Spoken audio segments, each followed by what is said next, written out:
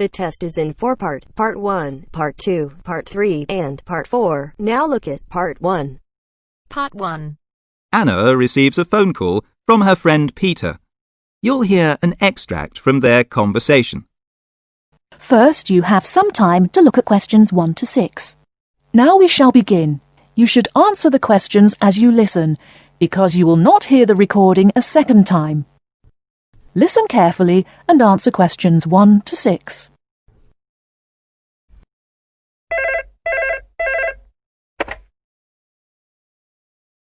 Hello. Hi Anna, look, I'm sorry to bother you so late. I just wanted to ask you a little favour. Oh, sure. Well, I'd like to help out. Anything you want. Look, I'm going to London for a week. Oh, how wonderful. Oh, I wish I could get away on holiday. Look, I got a problem though.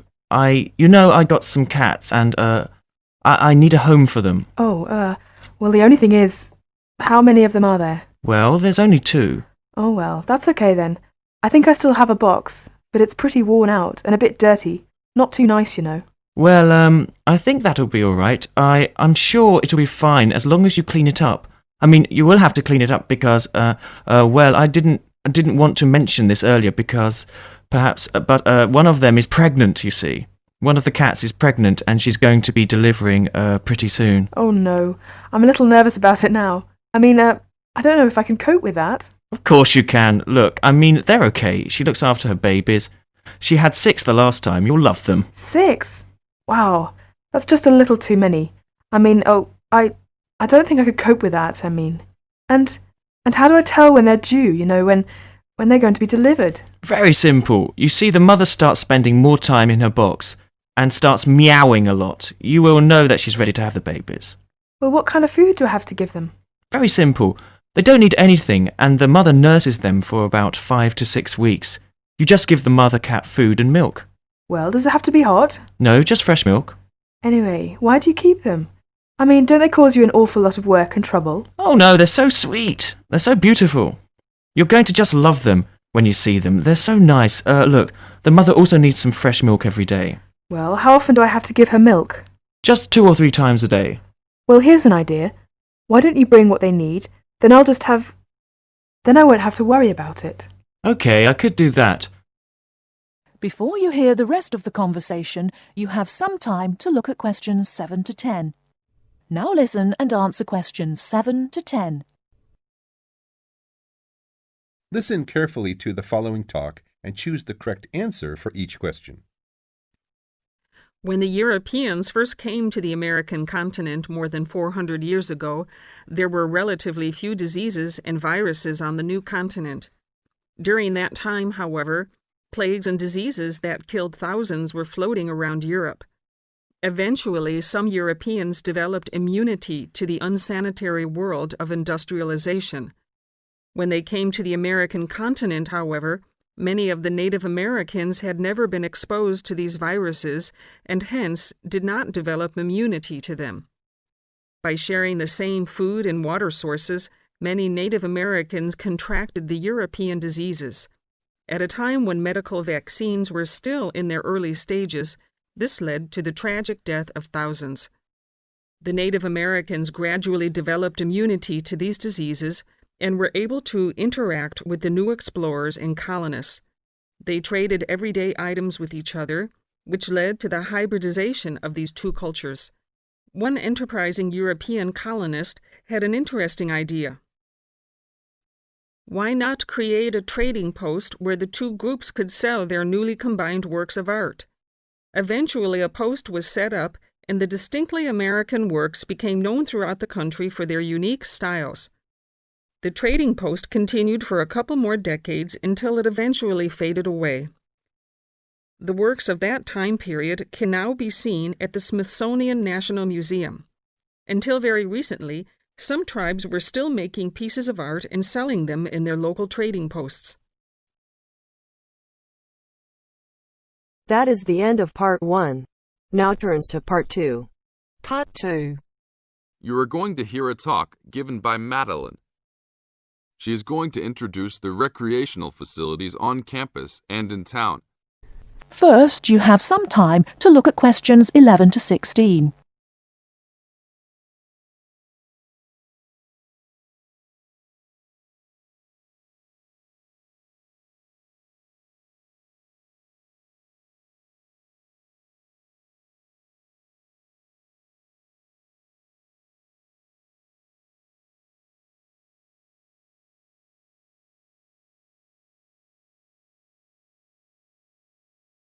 Now, listen carefully and answer questions 11 to 16.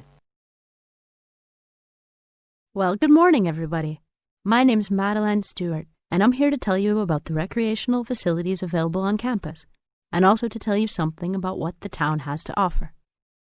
You may already know that your Students' Union membership also includes membership of the Sports Union, which provides a range of sporting and recreational facilities on campus, much the same as those in most British universities. The Sports Union has football, tennis, and cricket teams in local competitions. And really, most sports are catered for in some way on campus, even if they're just social matches. In the building itself, there are fitness classes and a full gym, including weights. The Sports Union can also provide cheap tickets to some major sporting events. And to keep you up to date with everything available, there's a weekly newsletter distributed around the campus. You should check this to find out the names and phone numbers of the contact people for each sport or activity you are interested in. Yes, did you have a question? Yes, apart from what you've just said, does the Sports Union offer individual help in any of its activities, for example, in getting fit and healthy? Yes, we do. The Sports Union has a fitness assessment clinic every Friday, staffed by the resident sports trainer, who can provide advice on the best program for you and refer you to various charts. I'm sure you all realize that for any medical assessment or health problem, you should go to the University Medical Service. The sports trainer can also advise you on a suitable training program using the weights. And now on to Ashbury. Before you hear the rest of the talk, you have some time to look at questions 17 to 20. Now listen and answer questions 17 to 20. And now on to Ashbury. For a town of its size, Ashbury has some unusually good leisure and sporting facilities, most of which are near the center of town and easily reached by bus from this campus. There's a new, well, almost new, Olympic-sized swimming pool. That's not quite in the central town area, but it's only a 5-minute walk from the bus stop. Above the pool, there's a high-tech fitness center that any of you more serious fitness lovers would need to check out. Then, in the center of town, there's a sporting complex called the Anderson Center, which contains squash courts and facilities for a number of other indoor sports, such as basketball. And just around the corner from the Anderson Center, in the main street there, is an indoor bowling alley. All of these facilities are listed in the weekly newsletter, so I encourage you all to look through it and...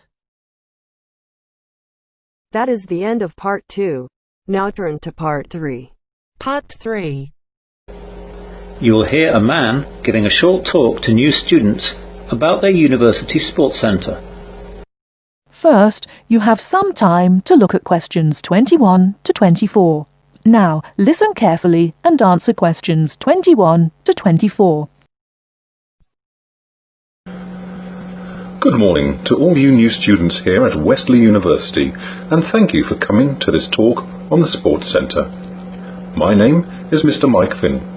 Later, I'll take you around the centre on a tour, but right now, I'll just let you know what we have to offer and how you can become a member. We are at present in the main reception of the Sports Centre. Behind me, we have the main sports hall, where a myriad of different sports take place. We have football, hockey, basketball, badminton, martial arts and netball, to name but a few. We are also planning cricket nets and trampolines in the near future. Aerobics, modern dance and spinning are also held in the main sports hall, and yoga classes are coming soon. There is a large schedule up on the wall behind me detailing when each sport is on. It also gives details of which sports you have to pay extra for in order to join in.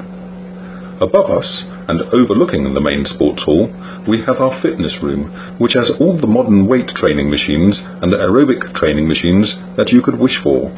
At present, there are no running machines, as there have been a few accidents with these, and we are waiting for the university to work out its insurance as regards these before we get them back again. Round the back of the main sports hall are our 3 squash courts. These can be reserved at the reception. The one important thing with the squash courts is that you must not wear outdoor or black marking soles on them. You will be fined and suspended from the centre if you do. Next to that, we have the provisional site of the swimming pool. Details of that are posted on the Sports Centre newsletter, which is always available on the notice board. We hope that it won't be too long in coming. Outside the hall, we have playing fields where you can play football, rugby, cricket and hockey.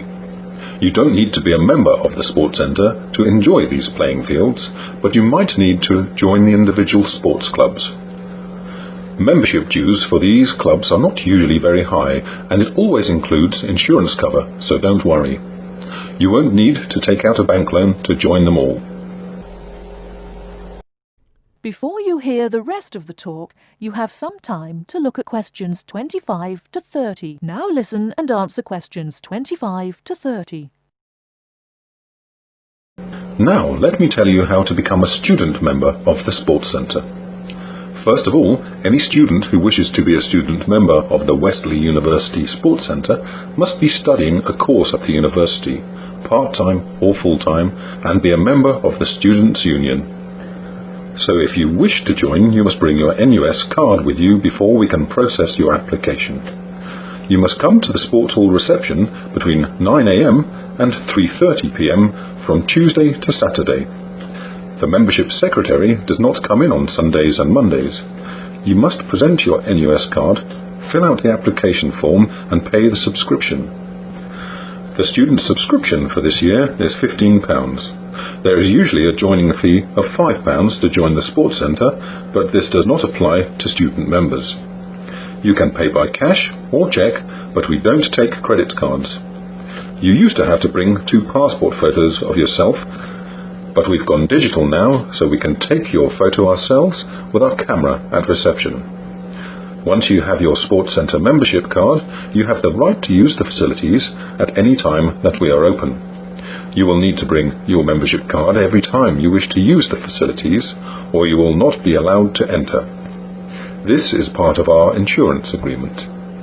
If you need a replacement card at any time, you will be charged a replacement fee of £5, but you will not need to pay the subscription of £15 again. You may book courts for sport, such as squash and badminton, but you may only do this in person, not on the phone, and you will need the membership card number on your membership card, so don't forget that card. We are open 7 days a week, though opening times vary. Monday through to Saturday we are open from 8 AM to 10 PM, and Sunday we are open from 9 AM to 6 PM. Now, any questions so far? That is the end of part 3. Now turns to part 4. Part 4. You are going to hear a talk about some British customs. Listen to the talk and complete the notes below. First, you have some time to look at questions 31 to 40. Now listen carefully and answer questions 31 to 40. Good morning. My name is Marcia Smith, a counsellor here at the Student Services section of the university, and this morning I'd like to talk to you about visiting a British home. This may help you to cope well with your study and social life in Britain. There is a commonly quoted saying in Britain, "An Englishman's home is his castle," which sums up the importance we give to our own bit of private territory. If you are living in a British home, or are invited to visit or stay with someone, it is important to act thoughtfully. For example, be punctual for meals and, if you know you have to miss one, let your host know as soon as possible. Check whether it is convenient for others in a house when you wish to take a bath or wash and dry laundry. And unless your host employs someone to do the housework, you are expected to make your own bed and keep your room clean and tidy yourself. If you don't have a door key, remember to make arrangements if you intend to be out late, and keep your hosts informed of your whereabouts so they don't worry. These suggestions apply whether you're a guest or a lodger, and will help the household to run smoothly. If you're staying as a guest of a British family, or even visiting for one meal, it is customary to take a small gift of flowers, chocolates, or something to drink. Don't spend too much, as this could embarrass your hosts. If you're staying for several days as a guest, it is usual to give a small present when you leave. Usually, you will get onto first-name terms with people you meet quite naturally and quickly. If you're unsure, continue to use their family name, surname, and title until they ask you to use their first name. Older people, and those with whom you have a more formal relationship, may prefer to stick to surnames, for example, Dr. Smith or Mrs. Smith.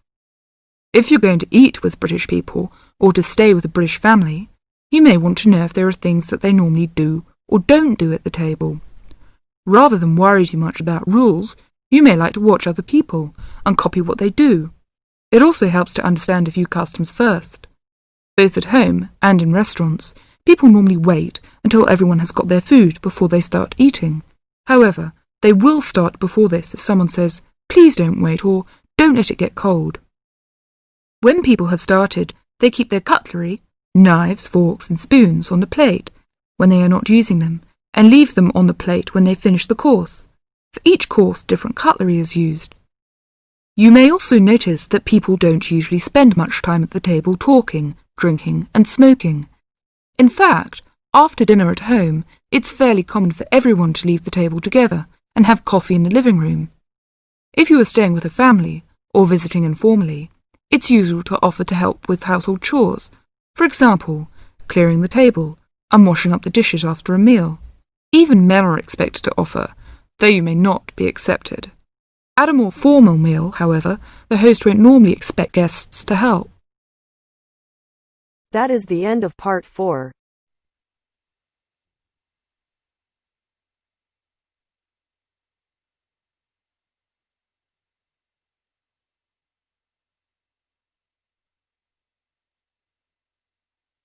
That is the end of the test. You now have 10 minutes to transfer your answers to your IELTS listening answer sheet.